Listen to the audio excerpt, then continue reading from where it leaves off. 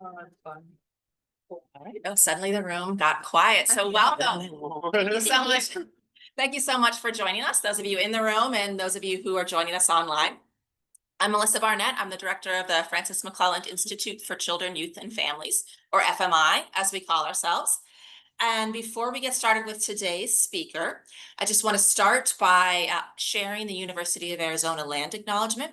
We respectfully acknowledge the University of Arizona is on the land and territories of Indigenous peoples. Today, Arizona is home to 22 federally recognized tribes, with Tucson being home to the O'odham and the Yaqui.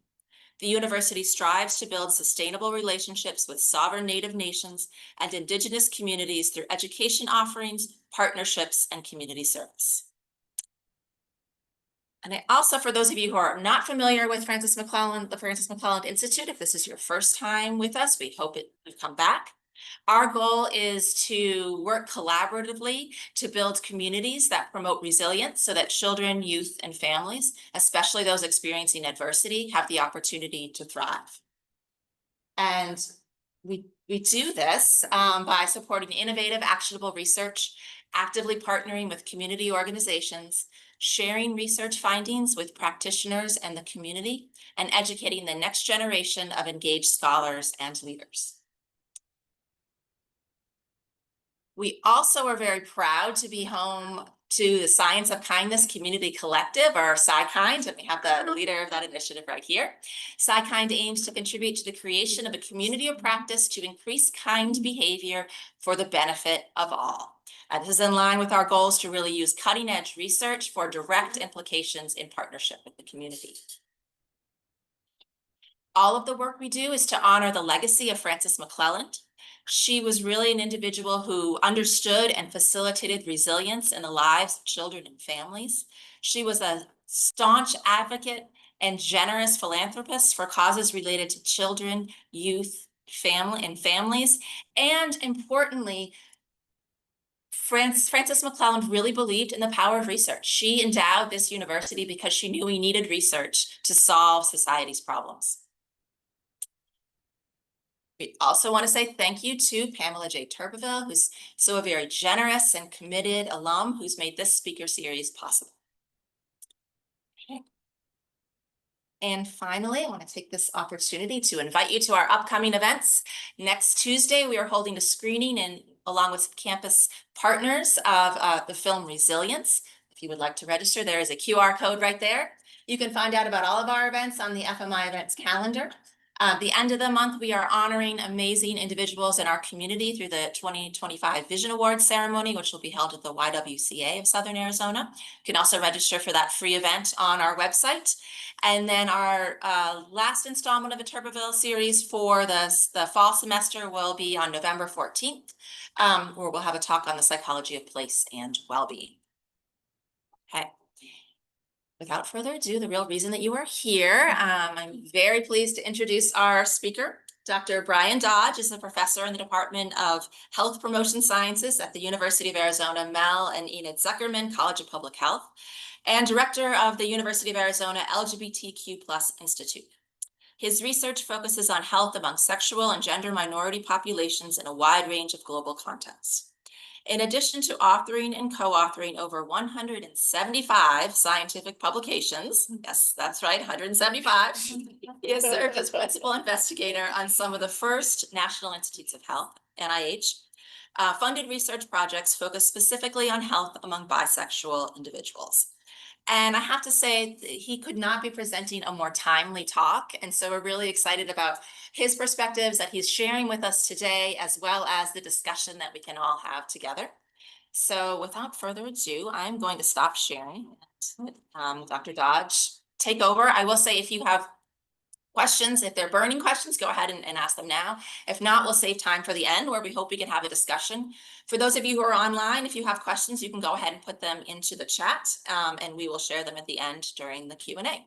So thank you so much for joining us today. Thanks so much. Thanks so much for being here on this rainy Friday afternoon. It's so beautiful. I'm so honored to be here. Thank you for Pamela Turbeville endowing this series. And I love coming to this building so much. This room is actually very special to me. It's where I gave my job talk about 3.5 years ago for this position as director of the LGBTQ Institute. And I just have to give a shout out to Dr. Russ Toomey, who was interim director before I came on board and is also just one of my favorite folks, not only on campus, but on earth. And I love coming to this room, the windows and the I remember seeing the palm trees when that first visit and just saying, wow, it's such a beautiful space, especially because we don't have as many windowed areas in the College of Public Health.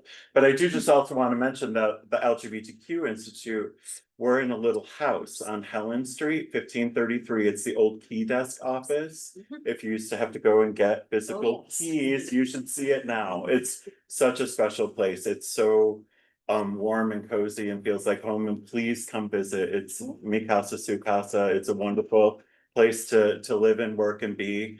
And actually thinking of coming here 3 years ago made me think of how I would have never imagined on September 11th, 2001, that less than a year later I would have moved to New York City to start my postdoc at Columbia University.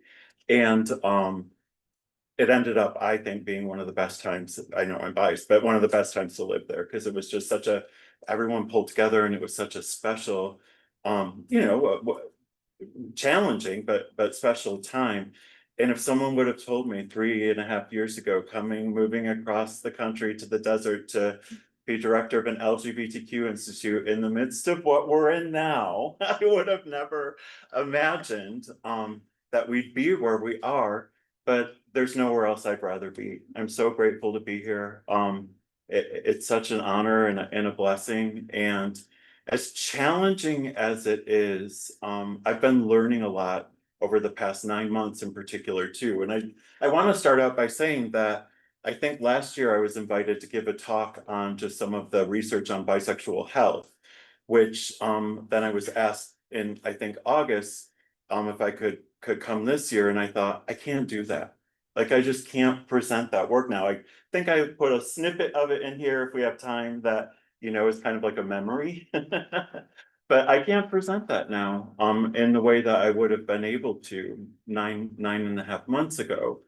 And there was this is the first time I'm giving this as a talk. I think, Sarah, it started, you saw a preview yesterday when we were on a call with Wendy Bostwick, my dear colleague at University of Illinois at Chicago, and Sarah's working with us on some papers from those data. And I was talking about doing this presentation, and we had even 5 or 10 minutes of talking about kind of what I'm going to share about now. And I realized we just haven't talked about this. We haven't had opportunities to talk about and process this.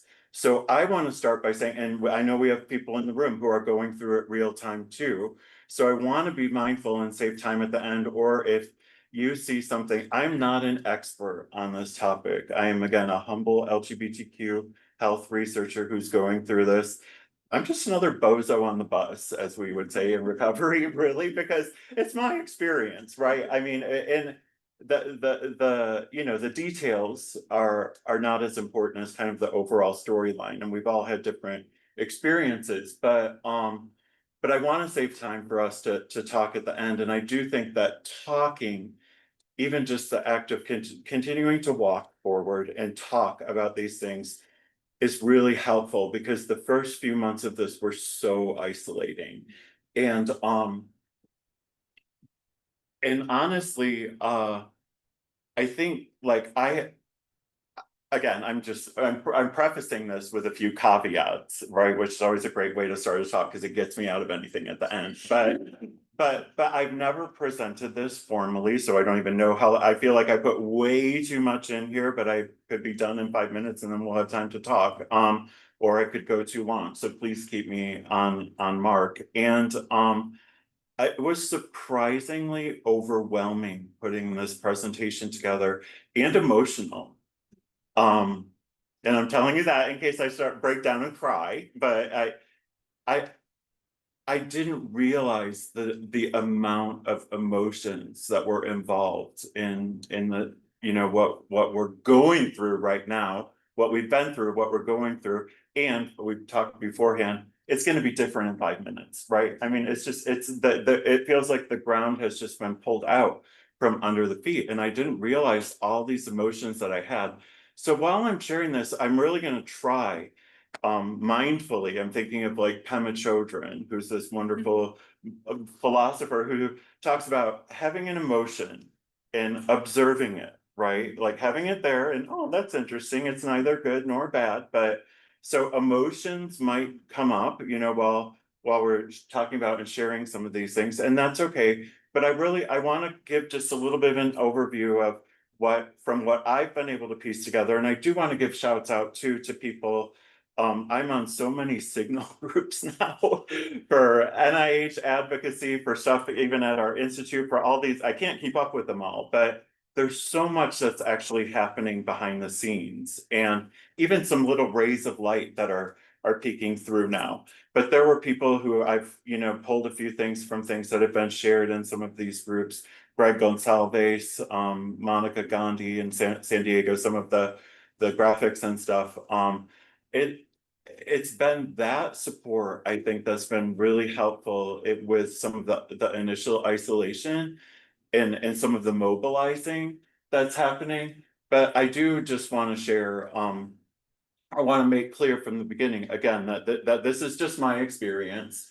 But that said, I have had a career that was enabled by funding from the National Institutes of Health. And it started in HIV research, and the field of LGBTQ health sort of evolved out of that, and then was really moving into so many new and exciting directions, and all of a sudden it just stopped. And well, it hasn't stopped, but a lot of the systems and structures stopped and changed. But I do want to give a little bit of a overview really quick of just what sexual and gender minority health research at National Institutes of Health was prior to January of this year, because that's really important too. We can't forget that. We've got to remember that. And there's people already starting that activity, which is great. Then I want to talk a bit about where we are now. And again, where we are now might be different by the time we walk out of this room. It might be totally different, but just some of the snapshots from the past 9 months or so. So that you can see, not just for us as sexual and gender minority health researchers, but for all of us in higher education, really, in research and science, sort of the ways that there's been a really, concerted effort at changing things. And I also want to just point out too, it's political, right? And I don't want to assume anything about anyone in the room about who people voted for or didn't vote for, what people's politics are. Again, I want to try and just put that here and observe from the outside. But it is also undeniable that, and I think it's become much more clear to me, very vivid, even more so than in the early days when I was doing, hey Sharon, doing HIV research. How political science is when the primary funding agency, the largest public funder of biomedical research in the world, was enabled by our tax dollars. I don't think I fully understood the magnitude of that before. And that I, remember conversations with my dad about talking in different administrations and seeing it myself over my career of the pendulum swinging back and forth. And I guess NIH, well, I'll talk a little bit about, historically, and the kind of, as opposed to the rapid shifts that have happened in NIH over the past few months. But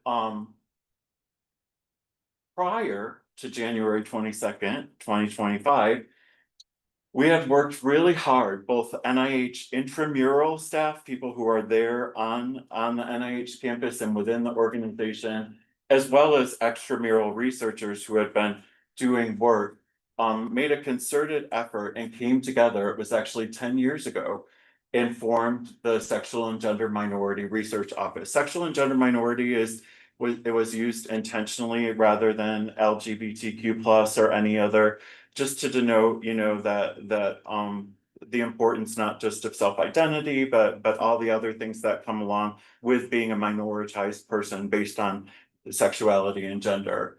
And the SGMRO really worked to coordinate across NIH institutes, centers, and offices, this big structure that I'll show you.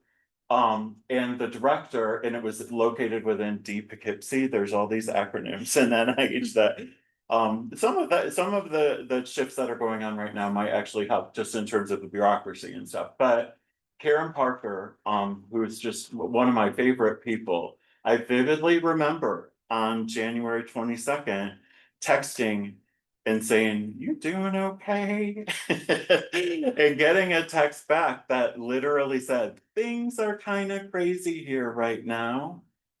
And then everything went dark. Literally, everything went dark.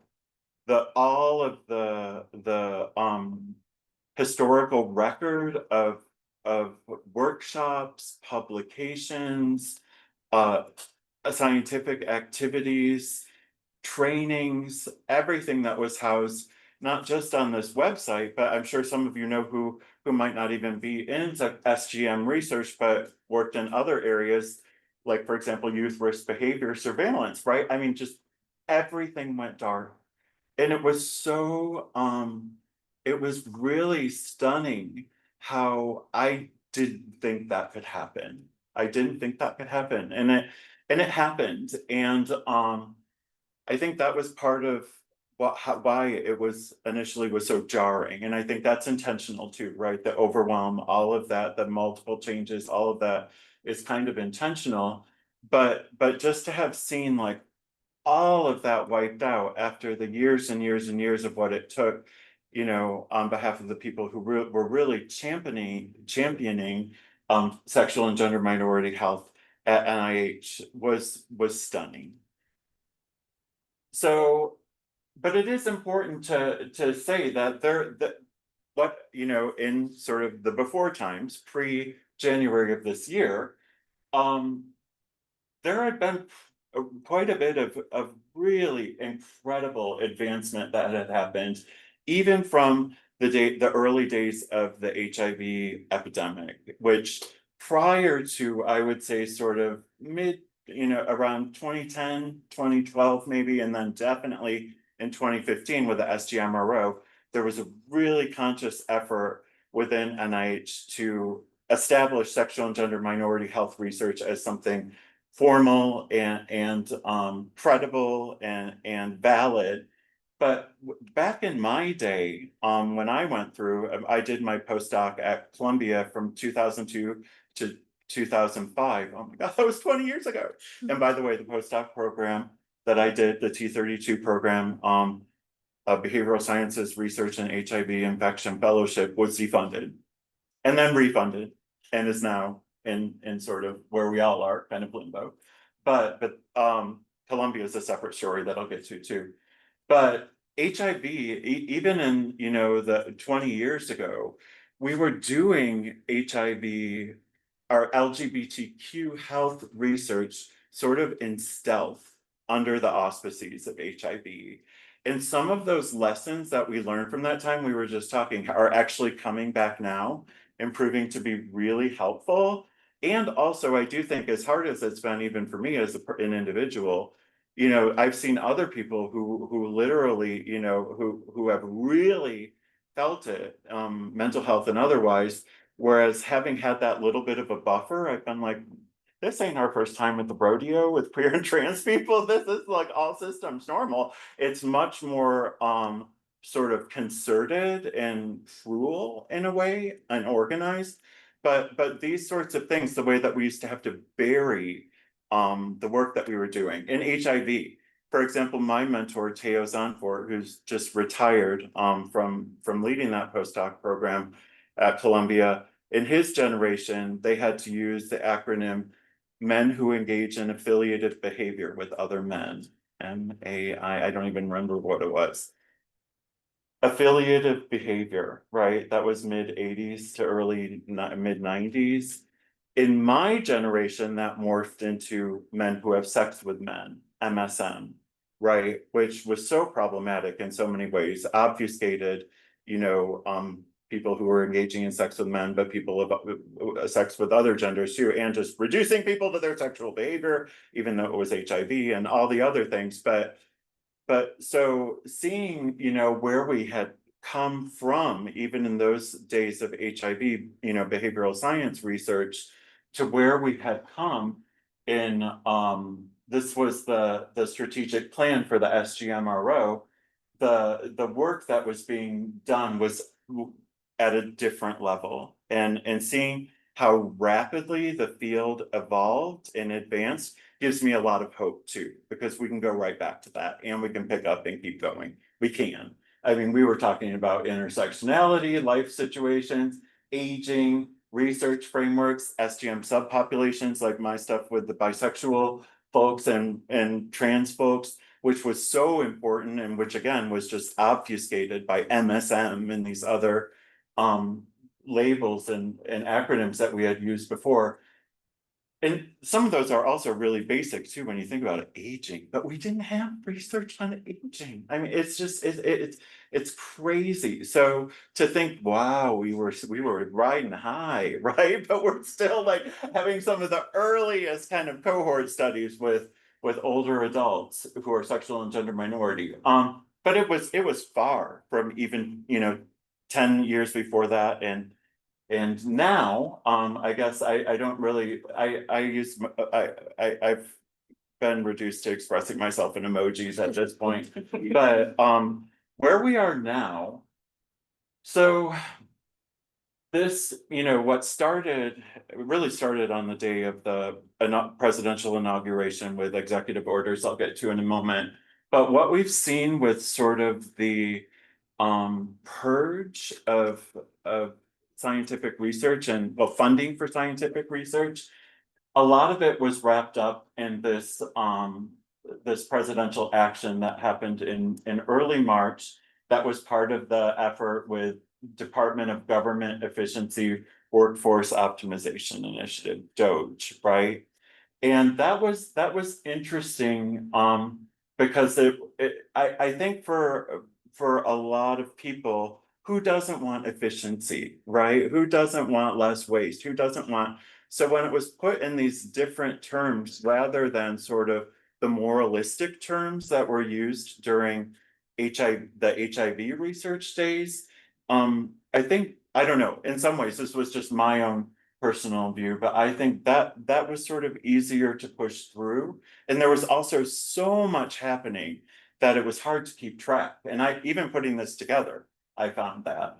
So what was different is Health and Human Services, which NIH is one institute under Health and Human Services, along with the other operating divisions. And I put this up here too, because this is important. Up until 1980, Department of Education was housed within the same entity, right? So again, pendulum swing, the structures change. We want a Department of Education, right? So some of these changes that we're seeing, we don't necessarily have to completely panic, because there is some restructuring and consolidation that might actually not be a bad thing, and reprioritizing. But prior to this administration, HHS remained relatively stable and received bipartisan support from the government. It was sort of one of these things that people just generally agreed, science is good, right? Like, we want that. It was sort of sacred in a way. Whew. Well, then came the changes when RFK came into the administration. And the biggest one that I want to highlight here too, I think that gets lost in a lot of noises. A lot of people lost their jobs. A lot of people lost their jobs. And these aren't just people living in affluent suburbs in Virginia and blah, blah, blah. Not that they deserve to lose their jobs, but that in and of itself, just the sheer amount of, under the auspices of efficiency, right? Just the elimination of employment, and things that consequences that has, but also just a real focus on streamlining. And this is interesting. this is something you know, kind of from conversations that have been happening at NIH since I was a postdoc. People have complained that that it was a behemoth, right? That it was too big of a bureaucracy. And some of this, I'm seeing, you know, some of this, rather than having such a diffuse number of institutes that all have their own individual bureaucracy and administrations and are top heavy and all of that. Some of the ways that these things are going to be organized, actually, I was interested to see sort of where this plan is at now. Who knows where it will be when we're done with this lecture? But when I capture this, well, first of all, like NIAID still exists, right? Like infectious disease and stuff. But also kind of putting, for example, behavioral health together. That's actually really interesting. One of the biggest critiques was always, why is NIDA and NIAAA alcohol and drug abuse separate? So the one that stands out to me, child and women's health, sensory disorders, communication, that seems kind of like a grab bag. And I worry like, oh, that seems like it could be, you know, targeted in some way. But the proposed reorganization, I just do want to say that some of this stuff, these have been conversations that have gone on for a long time. And we'll see what these structures look like ultimately, but some of the reorganization could actually result in some efficiency. That said, though, how these structural changes on the federal funding, and I'm just talking about NIH right now. Oh my gosh, USAID. Wow, I have a friend here in Tucson who worked full time with USAID and was terminated. The again, just the overwhelm of that. So I can't go into all of that. And I'm familiar most with NIH from my own experience and have been keeping up with this more than the other agencies. But within NIH, I think one of the biggest obvious impacts of the shifting landscape has been on funding for sexual and gender minority researchers. Up to, this was in August, 1,450 research grants that were terminated. And then in addition to that, also the stalling of funding of new notices of award when you have a potentially funded study. There are people who have been in limbo now for, you know, over 9 months. It was just a really dramatic change that interestingly $750 million. I mean, out of a $30 billion budget. I mean, it's a fingernail, really. But wow, we felt it. We felt it. Half of the grants canceled through early May with sexual and gender minority groups. Some of you might have received a notification from the government that actually said these words. This award no longer effectuates agency priorities. Research programs based on gender identity are often unscientific, have little identifiable return on investment, and do nothing to enhance the health of many Americans. Many such studies ignore rather than seriously examine biological realities. It is the policy of NIH not to prioritize these research programs. Wow, that's cruel. It's cruel, and it's really disorienting for people who have been in these systems and trained in these systems. And what I'll mention, some of the things I've been feeling, are actively training students now to go into these systems, to all of a sudden, you know, have built up all of this knowledge and then be told, well, actually, what you're doing does nothing. That's I think that was a real difference from the days of HIV/AIDS, where it was really silence, and you might remember silence equals death, right? It was the not even saying the word. But here we have this actual being told what you do doesn't matter. And the terminations were really based on these, you might have seen the many executive orders that were signed that first day. One of them with gender ideology, defend women's rights and protect freedom of conscience, recognize women are biologically female and men are biologically male. Wow, that's a lot too. And the framing of this as the protection of women, that also I think is different than some of the efforts that we've seen in the past. And I've been really making a conscious effort to step out of echo chambers and listen. I was listening to, what was it, Breaking Points, or one of these, trying to get a diversity of viewpoints podcasts. And while I was on here, and then I'm like, oh my gosh, this is revving me up. I need to like listen to Kylie Minogue, because but I am making like a really conscious effort to try and get Megyn Kelly, just these different viewpoints, Pod Save America, right? Like but this is different from sort of anti-trans gender, minority rhetoric. That was seemed to be out there, sort of perpetuated than even, in the not too distant past. And then the obviously radical and wasteful government DEI programs. And I won't unfortunately have time to talk about this today, but this has been a whole separate issue that really systems and structures that were built up for so long, all of a sudden just overnight being terminated, and it coming across as something like, this is something that we're doing to like restore dignity and respect, right? It's this really, I don't know, the language to me on these seems, now that I'm in hearing these different organizations and podcasts and things, and being exposed more, I'm starting to see like, wow, this was really an effort that was organizing that I had no idea.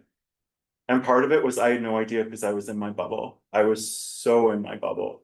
And so I think this is a reminder for me to step out of those too, because you have to be prepared to have conversations with people. And yeah, from the, again, seems to be related as of right now, and we'll get into the defunding and the refunding and the defunding. So far, the grants that have been terminated, in NIH, the majority have been DEI focused, or even perceived DEI focused, and gender minority focused. There with trans, non-binary, and other gender minority populations. There have been some sexual minority focused grants that fell under the termination. But some that didn't, which I can talk about from my own experience, and that in and of itself is really stressful when all my colleagues and all my people are having all their funding pulled. And how is yours still going on? But again, I think that was, I don't think that's coincidence. I really don't. It's such, pitting minoritized people against each other is like the oldest trick in the book. And that confusion for those months, and how some people have just made it through kind of under the radar and some people haven't, is stressful. But then there are also vaccines, right? This was interesting. I found this article, someone that had hesitancy that wasn't even related to vaccines, that had a grant terminated, like in the abstract or in the title.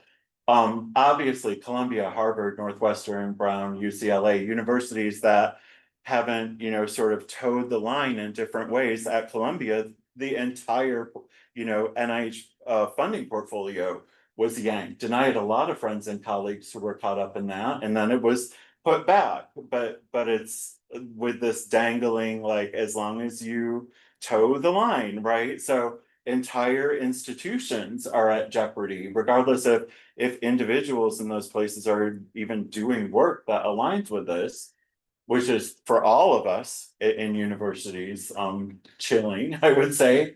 Climate change, I had a wonderful conversation with the director for the Arizona Institute for Resilience, where I learned that, wow, she doesn't put the word climate in proposals anymore. Wow. It's just China for a while. I guess it's hard to say with China, one day on, one day off, but there's the word of these like kill lists out there. And that to me brings back memories when I went through 12 years of Catholic school in Grand Rapids, Michigan. It was in the 80s.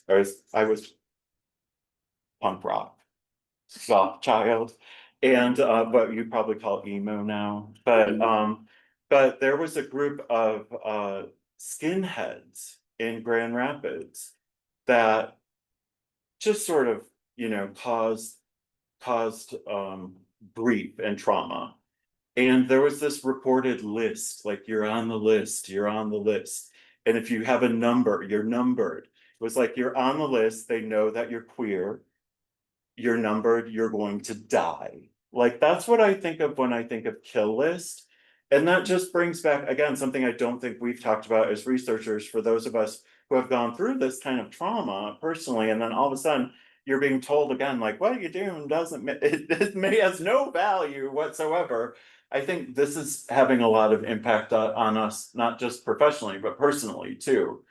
South Africa is really interesting. I just want to, again, because this has to do with sort of the perceptions of what, is being framed as DEI or equal opportunity in South Africa, and Afrikaner folks and historic, just the history of the country.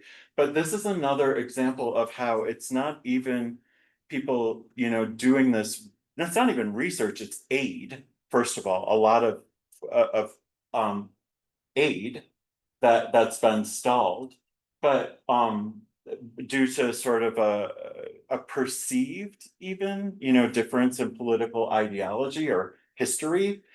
And it's also having a huge impact on HIV research because of the really well-established treatment and care capacity that's been developed there, since the late 90s, early 2000s. It's also leaving all of those people sort of stranded and without medication, or even worse, in the midst of a clinical trial installed. And also with SGM health research, like my mentor Teo did, or had, research going on in South Africa. It was sort of a place that, with Africa in Uganda and other settings where it simply was not possible to do this research, was sort of a place that LGBTQ health research had started flourishing, and then all of a sudden has just been stalled. You might have heard about, this just alludes to the ping pong, the lawsuit that ACLU and the American Public Health Association filed against the administration, due to this, what they called ideological purge of research projects.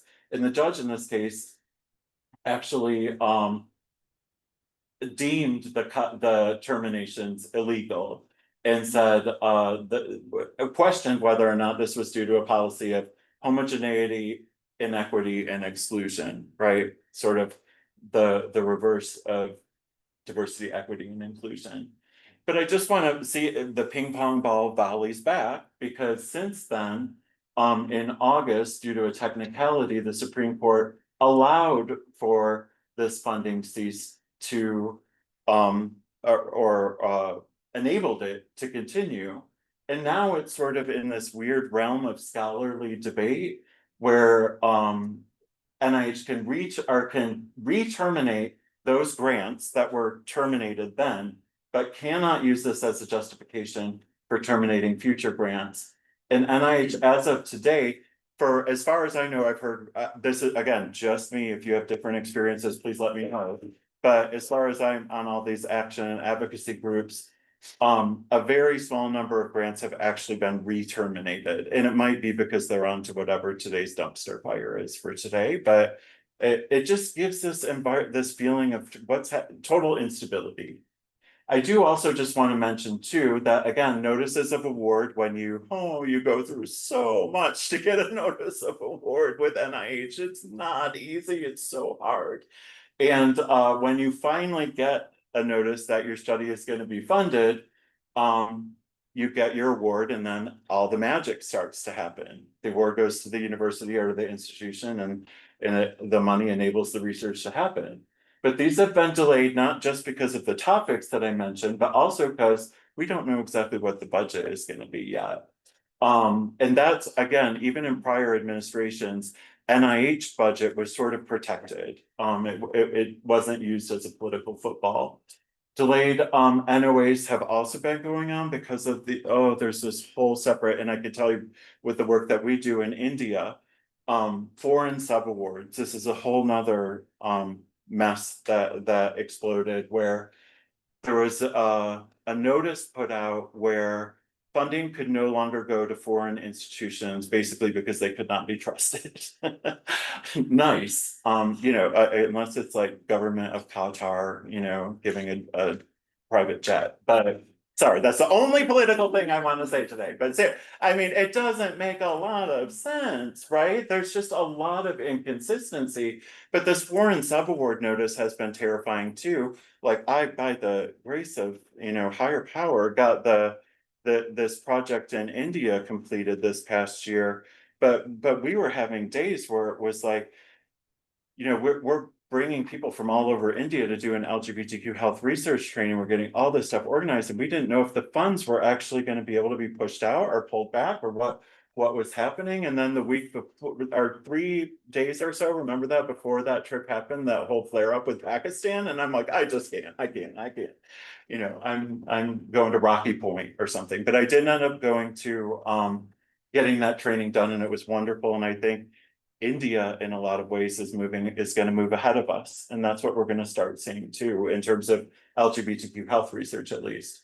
So, real quick, just also want to highlight the restructuring, the forward funding, where they want to make a single award all at once, which will basically enable them to make fewer awards, because things are traditionally spread out over years. So it's just, again, monkeying with the number of proposals that can get funded.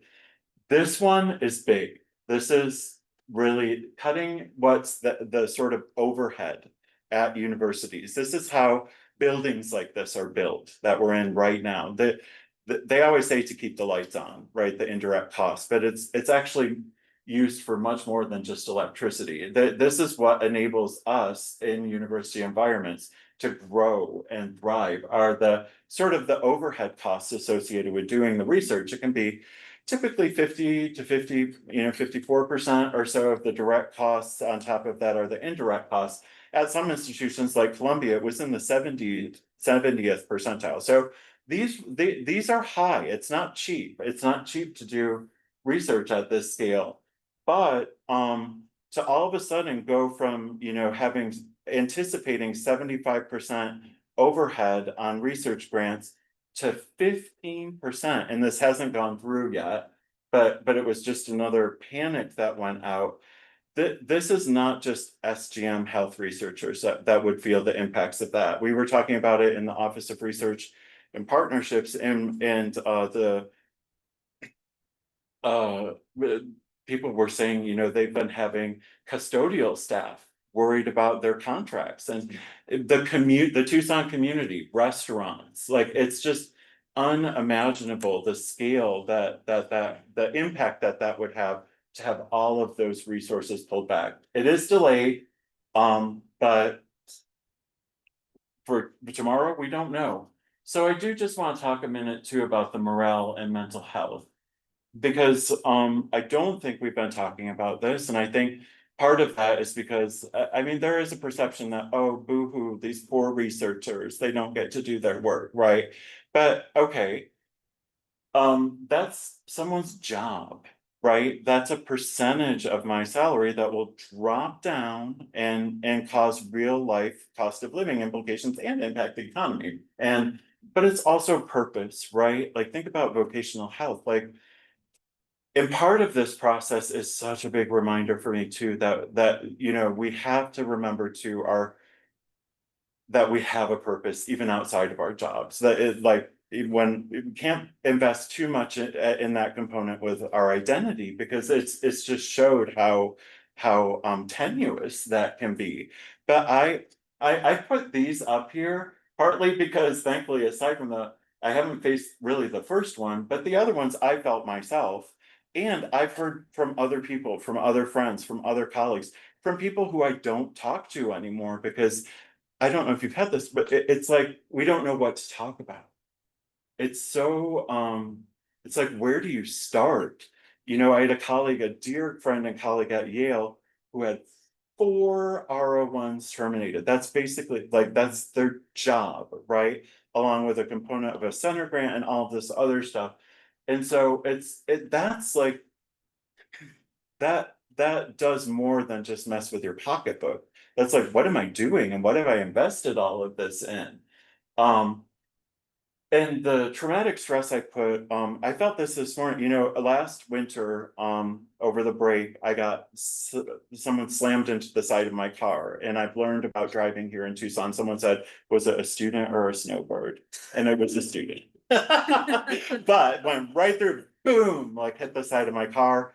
It's all good, everything worked out, but that, when you have an accident like that, I was turning onto Speedway today, going to Dutch Bros, and I saw lights of the cars, and I just had this. I slammed on the brakes. It's like it's not even conscious. It is something that happens as a result of a traumatic experience, and that's also not safe for the people like around. That just comes back.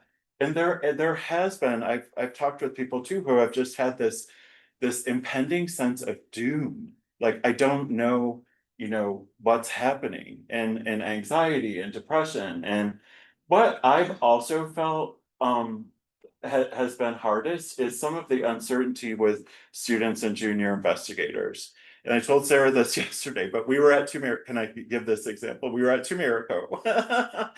And it was right after all of, the inauguration, the executive orders, all of that. And we were talking about some work that we had wanted to do and how things were going to be impacted. And I pulled up one of these little lessons from the HIV days where I was like, maybe we're just going to have to go underground and Sarah swelled up in tears. And then I swelled up in tears and then another, because that's someone I feel responsible for, right? Another one of my doc students had a postdoc at ASU set up that was terminated and thankfully was refunded. And finally, her position now, she's fully into the position and doing okay. But that was so stressful because you're like, wow, I brought these people into this.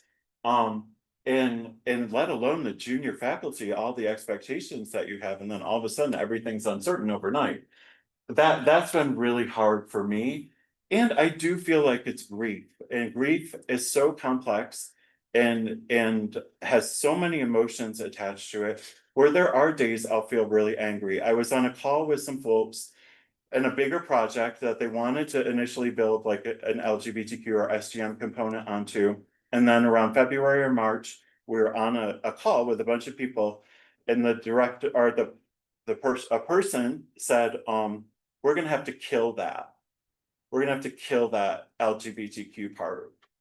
And I was like, well, first of all, the kill brings back like the skinhead thing, right? Like, okay. And then also like, wow, you were real happy to have me do all of this work when it was like, get on board the gravy train, right? But like, I had those complex emotions. I had anger, too, like, wow. And it was that easy to change the NIH overnight. Like, all these complex feelings, let alone like the loss and what am I doing? Even though thankfully here, the work that I do at the LGBTQ Institute is broader than just health research. And I think that's actually for today, buffered us in a way, because we aren't tethered to that federal funding in the same way, or I don't think we'd be here, because I have colleagues who were in SGM health research centers and institutes that those have gone away. But that grief is hard, and it changes over time. And even when all of this, moves into whatever is next, it's gonna be there. So I don't know if I'm gonna have time to I just want to give a snapshot that basically showed with my own, little story. This is part of the grief. I was able to come in with this idea, right, among LGBTQ populations, and B really being BQ plus, like non-binary sexual, and gender identities. Bisexual folks were always standing out in terms of all these different health disparities. So I did what researchers in the systems did, starting in my postdoc with a really tame, kind of like buried under all the acronym words and everything. So it got this going that suddenly morphed into, wow, I had one of the first grants that had bisexual in the title. And then we had a study on like men's experiences with microaggressions and stigma. And then, wow, this big study, yeah.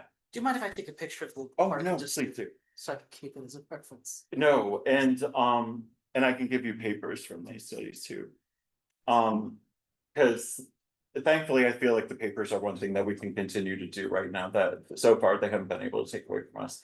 But then we had a big nationwide study with gay and bisexual men, and we were able to focus on both really explicitly. So I had done this thing, like this thing that you did, whether you were in, kidney infection research or bisexual health research. We had this amazing workshop where we looked at all these different, and it was all these researchers and community folks from across the country where we all came into Bethesda and talked about where are we missing things, life course perspectives, intersectionality, health inequities, and not just sexual health, right? But mental health, violence victimization, and then social determinants too. Income, access to healthcare, access to funding. And then this amazingly, right, when I came here to Tucson, turned into a structure. What we did in that workshop and the report that we made became a funding announcement. That was the first time I said, like, I've done something, like I can pass a torch, right? One of the reviewers of my early grants, it was that first one at Columbia, had said, it was a grant focusing on HIV risk and prevention among Black bisexual men. And the reviewer of the grant had said, I'm not convinced of the existence of this population. Because there's all the stereotypes, but you're not really bisexual, you're just confused, you're experimenting, come on, no one's really bisexual, right? Like you're this or you're that, you're so that I dealt with that. I came from those days to all of a sudden having a designated funding opportunities where people on their grants could put 22-166. I'm doing a proposal on this topic. This is an area of work that matters. Like we did all of that. And then boom, it's gone. Right? Like, so but I do also want to say from the HIV days, obviously, that they're different context in many ways, but NIH was heavily involved in the early medical research in terms of discovery, diagnostics, treatments, clinical trials. But part of the problem with these efforts, particularly in the 1980s, was that they weren't transparent. They weren't community engaged. They weren't even really accountable. Have any of you seen Pose, the FX series? Oh my God, so that's covered really well in that series, and the early days of ACT UP and how community mobilization led to pressure on the people doing clinical trials to include women, minority folks, involving people living with HIV before they're putting things in their bodies. But it's amazing that it was because of the community that happened. The Office of AIDS Research, Budget Authority, activism and advocacy, they weren't just in the background, but they really helped to reshape HIV research approach. And I think we have to take a lesson from that now, or I'm trying my best to do that. Because if they could do that then, we can do that now. And I still feel like some days I just feel exhausted. I'm just exhausted. And I do feel like there's burnout, and it's also a different environment with the social media and all this information and misinformation.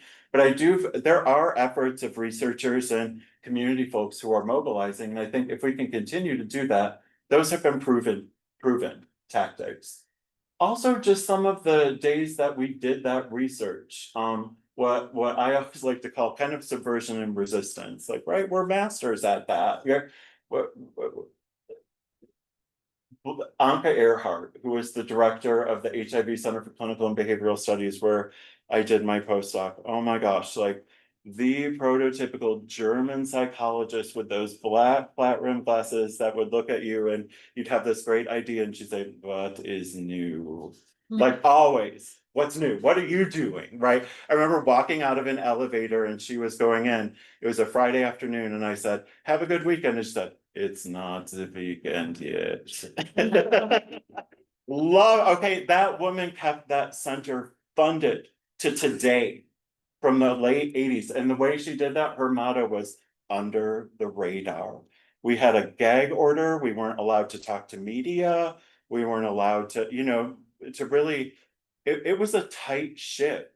And I don't like restrictive working environments like that. And it was challenging at that time, especially because I also, being really young and thinking, oh, well, the media is where it's at, right? I got to get this out there. Well, the media be really careful. You learn these things from experience from people like Anka, and the idea of going under the radar sometimes. It doesn't mean dumbing down what you're doing. It doesn't mean lying about what you're doing, but engaging in affiliative behavior, right? Like not talking to that particular newspaper, just kind of choosing things carefully. Or at least I've been thinking about this with the Institute too, where we're coming back to is doing this one thing, or will we be okay if that means that's it? If the outcome is all of a sudden we're not there, are we willing to roll the dice with that? And I would say for a lot of stuff, yes. But for some stuff, it's kind of like, that under the radar, I think, for me right now has been helping me a lot. I do want to just quickly close too with a ray of light. I won't click on this link because I know there are people online and I don't want everyone to get disoriented. Angels. Volunteers, if you go to sgmresearch.com, Russ, did you know about this? Yeah, have begun archiving the NIH Sexual and Gender Minority Office Research Office website, including all those publications.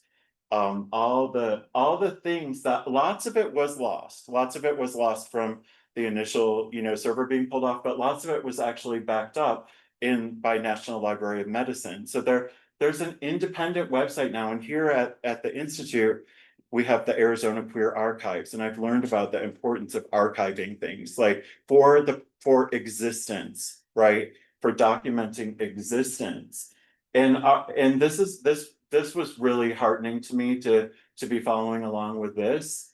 And it's still kind of beta, but you can go to SGM Research. But it's funny, yesterday we were talking about, I almost didn't want to say this, or we talked about someone whose grant got funded under the radar, right? They sliced and diced the words and titles and everything, and a new R01 was just funded and work that is really cool and exciting. But I don't want to say that person's name. It's just such a strange environment to be in. But I do think that anywhere that we can find efforts to do work like this will be helpful. So just some closing thoughts. For those of us who have been doing this work, I think we've faced significant challenges before, right? Not convinced of the existence of this population. That was a downer. But you pick yourself back up, and I think it's Dr. Seuss actually who says, when you have hard times, will you be defined, destroyed, strengthened? And I like to put or, something else, because there's lots of emotions or things or outcomes, but I've had enough of the feeling destroyed. Like, I don't want to feel destroyed anymore. And I also don't want it to define me. Like, it's one piece of my life, and it's very important, but it's not going to make me question myself as a human being. Empires do rise and fall. Honestly, I thought that beyond just what we've been talking about today and the news that we get every day, like, whoa, this is, some of it's kind of apocalyptic, but the systems, resources, structures, they'll continue to evolve. Again, that chart with the institutes, some of it could be, wow, there could be some interesting consolidation and resources and things. And for me, it really has been one day moment, even I blink at a time. And that part of that was just an adjustment. And now I feel like I'm getting a little bit better at not just knee-jerk responding to everything. And I do think keep going, keep talking, cautiously optimistic. I like to throw in there because those were the NIH buzzwords. Those were like, is this going to get funded? Well, the program officer would always say, cautiously optimistic. You got the best score that you could find. Susan Newcomer, who was at NICHD, would always say, definitely, probably, maybe. So keep that, right? Have some cautious optimism. We're gonna get on the other side at some point. And then critical hope, Sarah, I'm gonna turn that over to you, but you mentioned that yesterday, and the more that I read about this too, assessing what's going on around us through a lens of equity and justice, but also envisioning and working toward a better future. So, oh my gosh. Okay, well, that's a start.